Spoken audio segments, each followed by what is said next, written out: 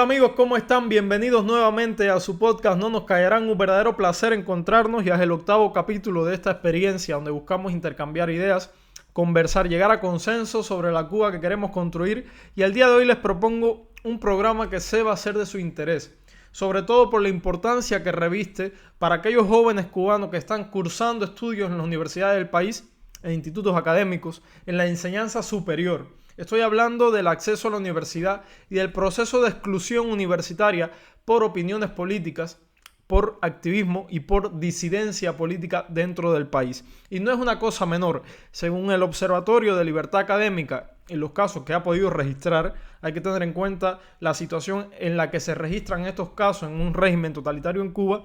Hay más de 94 casos registrados en estos momentos de personas que han sido excluidas de sus centros laborales, en institutos académicos, en la enseñanza superior, profesores, estudiantes que han sido expulsados de sus trabajos, de sus centros de estudio por pensar diferente, por hacer activismo, por hacer arte independiente, por asociarse, por pensar.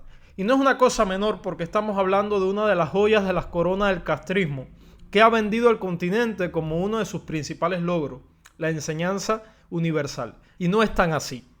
La enseñanza en Cuba, además de ser adoctrinante, es excluyente para aquellas personas que piensen diferente. Y de eso vamos a estar hablando en el programa de hoy con uno de esos académicos cubanos que fue excluido arbitrariamente de un programa de doctorado en la Universidad de La Habana. Sobre esto, sobre la complicidad de la academia a nivel internacional, también vamos a estar hablando en No nos callarán. Les propongo que no se despeguen de su dispositivo porque ya comenzamos. Leonardo Fernández Otaño, te doy la bienvenida a No nos callarán. Un enorme gusto que estés acá con nosotros. Un podcast para el intercambio de ideas, de opiniones, para crear sociedad civil. Para los amigos que no nos conocen, te voy a presentar, licenciado en Historia por la Universidad de La Habana. Aparte tiene un máster en estudios interdisciplinarios para América Latina y el Caribe. Un enorme gusto que nos acompañes.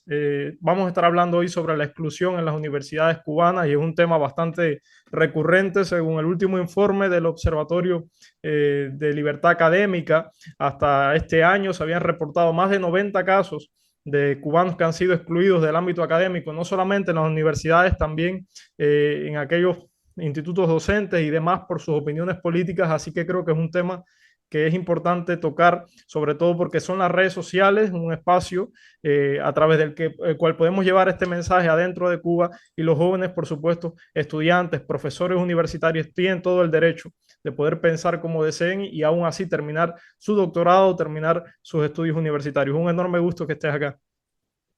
Hola, Mar. Un saludo desde Alcalá de Henares, eh, desde esta ciudad de Cervantes, hacia el Renacimiento español. Y realmente es una dicha encontrarme contigo hoy por esta vía para hablar sobre universidad, sobre derechos humanos y sobre libertad de cátedra. El gusto es mío, Leo, y sobre todo por el hecho de que en meses recientes fue noticia, denunciaste que fuiste excluido de un doctorado en historia por la Universidad de La Habana. Esta exclusión movilizó a la comunidad académica y más de 30 estudiantes académicos firmaron una carta en solidaridad por lo que se considera un nuevo caso de exclusión en las universidades cubanas por motivos políticos. Si nos pudieras comentar un poco, porque veo, ya hemos estado hablando sobre las cifras, es alarmante que esto siga ocurriendo con total normalidad, sobre cómo fue este proceso de exclusión en la Universidad de La Habana.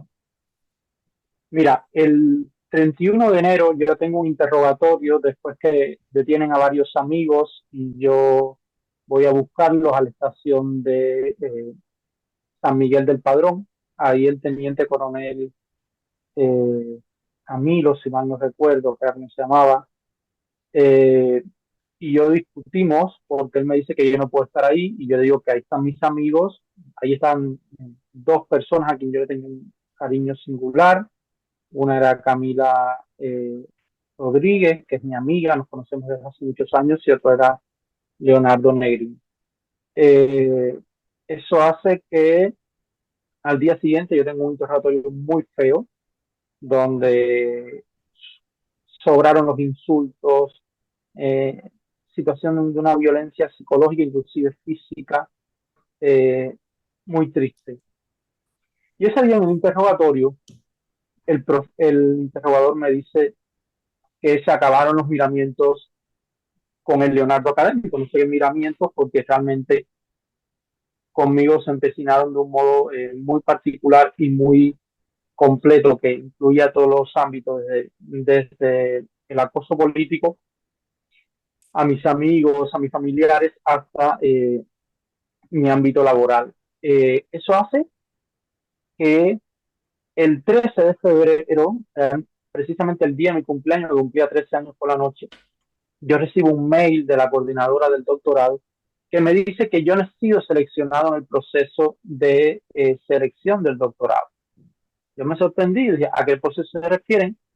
Porque yo el septiembre del 2021 había matriculado oficialmente el doctorado, si bien comencé a trabajar en el año 20, que yo vengo a España a estudiar, a hacer una estancia de investigación, y me sorprende la pandemia y en ese momento hay un cambio de planes de estudio y todo se queda como el aire, pero yo siempre con la preocupación le escribí a la profesora que cómo estaba y ella siempre me decía que mi plaza estaba garantizada, que mi plaza estaba garantizada y en todo ese periodo sucede, bueno, lo que ya ven, visto 27N, el acuartelamiento del movimiento San Isidro anteriormente, donde estaban Amelie Ramos, con quien había trabajado juntos, habíamos trabajado juntos en el Centro Loyola, y después todos los sucesos del 11J, donde yo estuve muy implicado, y el posterior acompañamiento a la familia de los presos políticos. Eso hace entonces que ese día 16 de febrero yo vaya a la universidad y el profesor Sergio Guerra Vilaboy, quien es el actual jefe de departamento de la Universidad de Habana, me comunica que yo he sido excluido del centro de estudio donde estaba porque no tenía el aval, perdón, del programa de doctorado, porque yo no tenía el aval necesario para hacer el doctorado. Yo me sorprendo porque yo soy muy meticuloso con mi trabajo y enseguida yo, de aquella reunión que duró aproximadamente unos 40, 50 minutos, yo me retiro y voy a la secretaría y cuando pido ver mi expediente doctoral, lo que estaba en la primera página era el expediente doctoral, otorgado por la Academia de Ciencias, institución en la que yo trabajaba. Unos días después de eso, yo al día siguiente sabía por lo que había, de hecho yo le dije al profesor en esa discusión, en esa reunión, que eso era mandado por la seguridad del Estado. Luego comenzó las situaciones, o sea, la coordinadora del programa diciendo que no tenía nada que ver, Sergio Guerra que no tenía nada que ver, después mi tutora decía que ya tampoco, bueno, esas situaciones que son molestas realmente, pero yo entrego los documentos de reclamación a la rectora de la universidad y pasado un tiempo se lo entrego también al ministro de Educación. Esos plazos caducaban en mayo del 2022, que es cuando yo hago público. Pero volviendo atrás, unos días después de esa expulsión del doctorado, me llaman de la institución en la que yo trabajo, la Academia de Ciencias de Cuba, para comunicarme que no se me iba a dar el aval si yo lo volvía a pedir, cosa que era muy interesante, y para comunicárseme que se me comenzaba un proceso de expulsión por no idoneidad laboral. Ese documento es un documento muy triste, donde se me dice que mi trabajo es impecable, pero que por mis posiciones políticas yo me alejo de los principios de la ciencia revolucionaria. Proceso que no puede llegar al final que la seguridad del Estado deseaba, por la sencilla razón de que mis compañeras de trabajo, que siempre les estaré agradecido donde quiera que estén, eh, dos de mis compañeras laborales tuvieron una actitud tan digna, pero tan digna, que ojalá un día lo puedan ver. Siempre les estaré agradecido. No digo su nombre para cuidar su identidad. Y Claro. gracias a ellas no pudieron echarme de la Academia de Ciencia.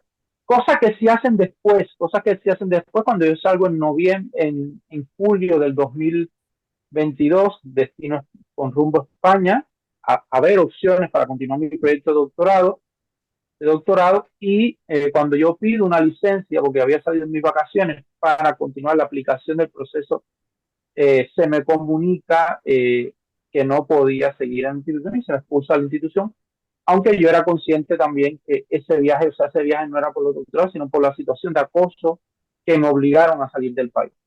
Pero realmente yo no podía, una batalla tan importante como la que había echado de mantenerme como un académico abiertamente disidente en los espacios oficiales, a pesar de las expulsiones, las censuras. Por ejemplo, yo en la Academia de Ciencia tenía un análisis sobre mi conducta contrarrevolucionaria generalmente una vez al mes o cada 2 meses, por ponerte un ejemplo. Eso sin contar los interrogatorios. Eso a grandes rasgos más es la historia. Tiene otros capítulos, por ejemplo, nunca llegó la respuesta de la rectora, nunca llegó la respuesta del ministro de Educación Superior. En fin. Yo creo que además es un capítulo muy triste de la historia cubana que se utilice un ámbito como el académico, como el universitario, para excluir a sus estudiantes por opiniones políticas. No ha sido el único caso. Estuve revisando, bueno, informes hay muchísimos. Tenemos el caso de los hermanos Urquiola, uno expulsado del Centro de Investigaciones Marinas, la otra expulsada como profesora del Instituto de Diseño, pero en el año 2022, por ejemplo, estuve consultando el observatorio, se dispararon los casos también, obviamente por la efervescencia cívica dentro del país, de exclusiones en las universidades, también en los institutos de medicina. O sea, es tremendamente alarmante que se utilicen estos espacios para excluir a la población por sus posiciones políticas. Sin embargo, Leonardo, no sé si estarás de acuerdo conmigo, yo siento que la comunidad internacional, la comunidad académica, la comunidad universitaria a nivel internacional, en foros internacionales, hace un poco caso omiso a estas denuncias que además están documentadas por observatorios, son denuncias que son públicas, que están en los medios de prensa y podemos ver al día de hoy personas responsables de extender la represión al ámbito universitario, porque son a final de cuentas represores de cuello blanco, están utilizando la academia para hostigar y reprimir a estudiantes y profesores por sus posicionamientos políticos asistiendo a eventos internacionales con el aval de estas instituciones. Tú mismo lo has denunciado, tenemos responsables de estas expulsiones en eventos como puede ser en el LASA, que es nada más y nada menos que la Asociación de Estudios Latinoamericanos. Si nos pudieras hablar un poco al respecto. A ver, las instituciones académicas generalmente tienen un timing mucho más lento que lo que suele tener las instituciones de sociedad civil más asociadas al activismo, ¿no? Yo creo que eso hay que tenerlo en cuenta a la hora de cualquier incidencia. Ahora, ¿qué es lo que sucede? Que hay un trabajo de documentación muy seria, y en esto quiero reconocer el trabajo del Observatorio de Libertad Académica, para señalar con estándares internacionales a estos académicos vinculados directamente a la represión y a la censura de otros colegas. Muchas veces nos hemos dirigido a los congresos para señalar estos académicos y la respuesta que hemos recibido son señas de disimulo y poco compromiso con los derechos humanos. Ahora, pero ¿qué es lo más grave que sucede con esto? Es que académicos que han hecho su obra y su producción, sobre todo sociólogos, juristas, historiadores, basados en la promoción de los derechos humanos, en los estudios de las comunidades populares, en los estudios culturales, sean los que miren el rostro a otro lado y no tengan compromiso alguno con las causas con las cuales acceden a financiamientos públicos para investigar, para tener proyectos de investigación. Esto también actúa con una academia que por sí misma no se sostiene, que sigue viviendo del mito de que en Cuba hay una revolución, cuando el primer elemento que no se puede sostener desde la academia es que en Cuba hay una revolución, por cuanto una revolución es un proceso social finito, de media duración histórica y que no se extiende, que no tiene una larga duración temporal. El otro mito que encontramos es en instituciones como Claxo, que yo creo que es la más representativa, que vemos a sus directivos participando en campañas de lavado de imagen del sistema político cubano, un sistema político totalitario. Enlace a las circunstancias es otra, y hay que decirlo.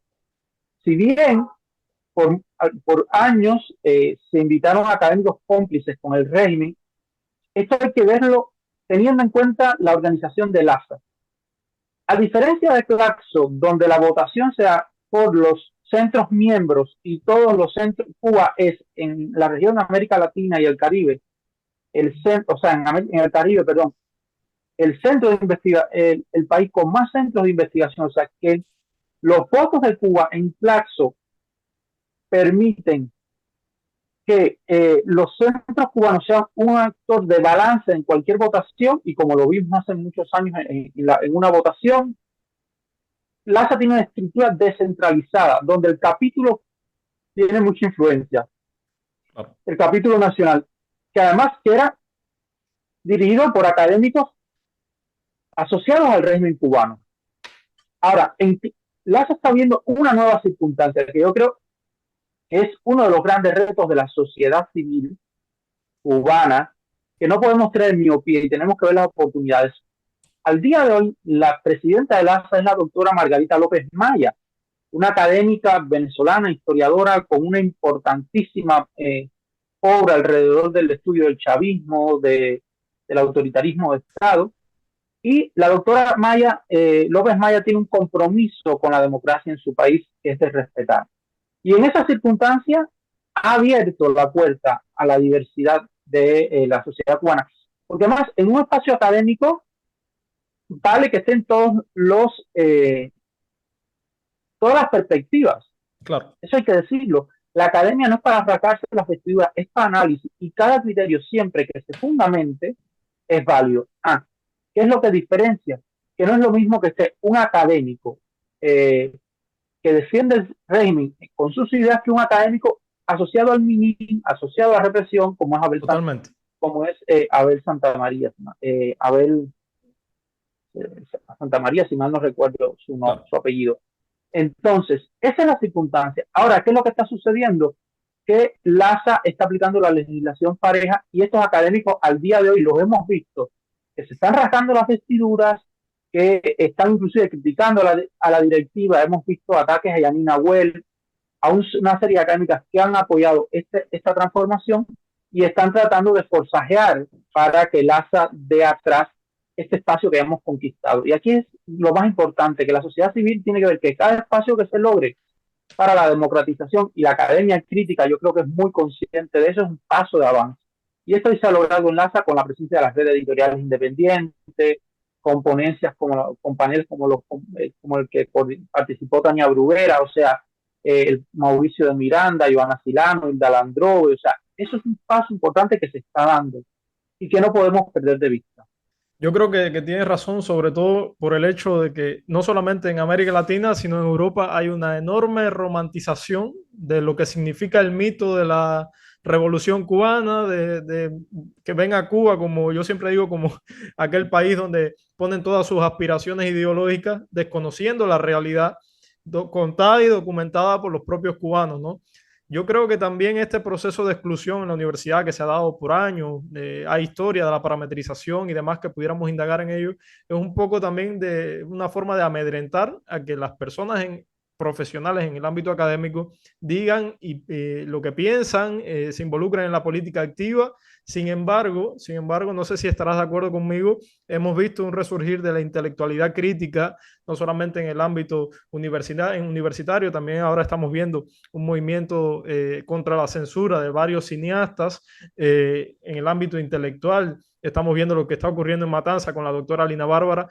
Creo que no ha sido efectivo, al menos en los últimos meses, en los últimos años. Hay una masa crítica universitaria que, si bien no está saliendo al espectro político, sí está criticando cosas que están sucediendo dentro de Cuba, que es justamente lo que el régimen busca con estas exclusiones, que no ocurra. ¿Cómo valoras tú lo que está sucediendo, por ejemplo, con el movimiento de cineastas, con la doctora Lina Bárbara, que creo que también es un poco de resurgir de la sociedad civil aún después de la represión del 11 de julio?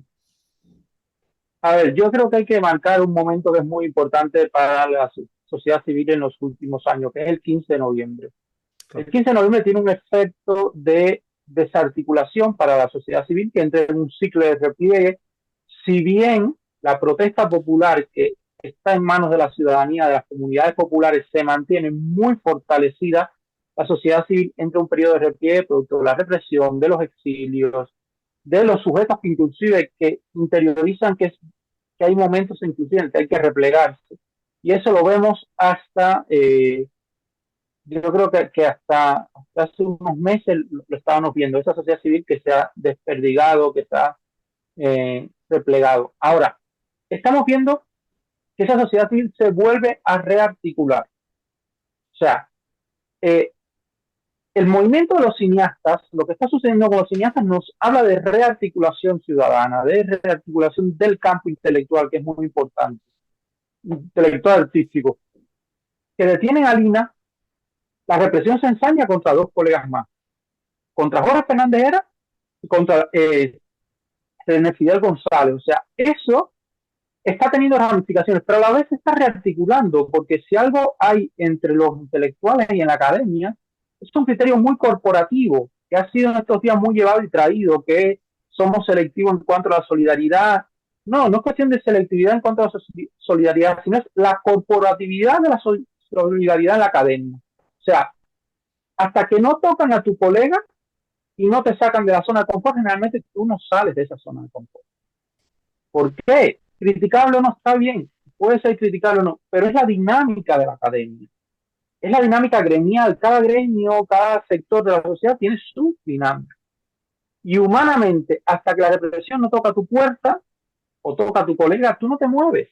Y eso es una realidad humana. Ahora, ¿qué está sucediendo?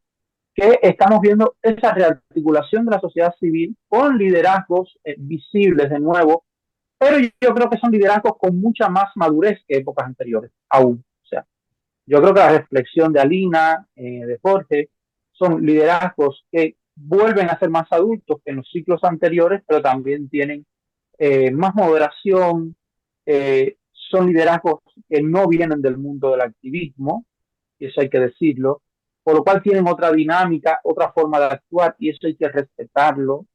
A veces se ataca sin desconocer las dinámicas sociales de los liderazgos. Entonces, ¿qué ahora es lo que yo creo que viene? O sea, viene el verano, puede volver a haber un escenario híbrido de protestas desde la comunidad intelectual, desde pronunciamientos de la comunidad intelectual, que nunca van a tener la celeridad que tienen, porque somos una clase en cuanto al impacto sobre el espacio público más retardataria, más morosa, más lenta que lo que pueden ser otros sectores sociales, pero veremos, como ya está pasando, un aumento de la protesta popular. Ya lo estamos viendo en las redes, madres que hablan. Ya lo hemos visto, por ejemplo, en aquella noticia de la huelga de ferrocarril. Ya lo vimos en Calmanera. Pero el verano, siempre decía Antonio Maceo, ¿cuáles son sus mejores tres generales? Y él decía junio, julio y agosto, si mal no recuerdo. Entonces, en ese escenario estamos. ¿Qué es lo que, qué es lo que puede suceder ahora mismo? Bueno, no sabemos. O sea, yo creo que todo en los ciclos cívicos que hemos visto son como una parábola. Va a haber un momento de clímax y después va a haber tal vez un momento de repliegue porque estamos en un estado totalitario. Eh, o podemos ver un alzamiento, perdón, un estallido social con mucha mayor intensidad, porque además las evidencias sociológicas nos hablan o nos conducen a entender que el próximo estallido va a ser con mucha más violencia de la ciudadanía, y no porque la ciudadanía sea violenta, sino como respuesta, perdón, Sí. como respuesta a la ciudadanía a la violencia política ejercida por el Estado de modo constante en el último tiempo. Yo creo que tú has dicho algo y me parece que vale la pena subrayarlo, y es que justamente han existido críticas hacia esta intelectualidad que en estos momentos está muchas veces ocupando el espacio público de crítica, ocupando el espacio mediático de crítica por otros sectores de la sociedad, sobre todo en el caso de Cuba, que es tan prolija en las redes sociales a ver sectores que opinen, y eso yo lo encuentro bastante positivo. Y lo has aclarado con bastante, o sea, lo has aclarado de forma muy positiva, yo creo que se entiende perfectamente. Sin embargo, Leo, yo quería que un poco pensemos, las protestas del 11 de julio tuvieron un carácter popular. Si hasta ese momento las cárceles en Cuba iban disidentes, intelectuales, que estaban ligados al activismo, que tenían una labor en la política activa, en estos momentos las cárceles en Cuba están llenas de personas que hasta el 11 de julio ni tan siquiera muchas veces conocían que había una oposición dentro de Cuba, que no estaban ligadas a la política activa de la disidencia. Sin embargo, ese día decidieron salir protestar y hoy están en las cárceles. O sea, la naturaleza de los presos políticos es una naturaleza popular y es una naturaleza popular que se la da incluso los propios barrios de donde ellos vienen, que son barrios que son marginalizados, que muchas veces han estado olvidados durante años y han sido incluso discriminados por la propia élite política del Partido Comunista. ¿Cómo ves tú un escenario posible para una salida de estas personas de la cárcel? Hemos tenido otras experiencias anteriores, pero repito, no es la misma circunstancia. La naturaleza de los presos políticos es otra. No pueden enviar al exilio a más de 1.000 personas de diferentes estratos sociales. ¿Crees que hay una salida? Yo creo que esto es la crisis humanitaria que más golpea a Cuba. Entre tantas crisis que golpean nuestro país, es la situación humanitaria de los presos políticos hoy. A ver, Marc, primero, yo siempre cuando se habla del 11 de julio, siempre digo que el 11 de julio marcó lo que muchos trataban de decir a conveniencia como la excepcionalidad cubana. En ciencias políticas no hay excepcionalidades. O sea, Cuba entra en un ciclo de manifestaciones como la que se está viviendo en el continente a todo lo largo del 2019, que hay una interrupción con la pandemia y que vuelve durante el 2021, inclusive que hemos visto en países más recientes como en Ecuador. O sea, entra en esa estela de estallidos sociales, pero también llega a un escenario de protestas sostenidas, populares, autoorganizadas, barriales, como la que se vive en América Latina. Eso es lo primero que hay que decir. Yo creo que a diferencia de existir un Estado totalitario, o sea, en Cuba el Estado de Derecho no funciona, no existe. Ah, claro. No existe, en Cuba no existe Estado de Derecho. Ahora, ¿qué es lo que sí existe en Cuba? Una supuesta legislación hecha a gusto de la Unión Europea que dio fondos con el acuerdo de cooperación y entendimiento del 2017 para democratizar la sociedad. O sea, esos derechos no fueron legislados para los cubanos. No podemos seguir con esa inocencia. Esos derechos fueron legislados para el gusto de los europeos. Para que ellos pensaran que en Cuba hay una democratización, para que después venga el señor Joseph Borrell a Cuba y se pase y diga así las MIPIMES, o sea, todo este escenario que acabamos de ver. Ahora, en esta circunstancia, yo creo que el 11 de julio, si bien desde las ciencias sociales críticas en Cuba se había advertido, recuerdo un texto de mi colega Lina Bárbara de unos meses antes, advirtiendo lo que podía suceder y cómo sucedió después, porque además mucho lo advertimos, lo reflexionamos, estamos al borde de un estallido, y entonces esa naturaleza del estallido que sea popular rebasa el Estado totalitario, porque ellos inclusive, yo recuerdo que en la prisión una guardia le decía a la otra, esto nos rebasó, o sea, ellos no se esperaban un estallido con esa magnitud, o sea, desde la caída de Machado, las celebraciones populares por el triunfo de la revolución en el 59, no había una ocupación voluntaria, vamos a llamarle el nombre con voluntaria y de disenso como el estallido social del 11 de julio. Porque fenómenos como las manifestaciones de agosto del 33, en su gran mayoría fueron en los grandes núcleos urbanos. Claro. Pero en pueblos, en comunidades, el 11 de julio rebasó todo pronóstico. Recuerdo que un amigo decía, hasta en la isla de la juventud salió la gente. O sea, en el surgidero de Batabanó, en pueblos que eran insospechados que hubiera expresiones públicas de disenso.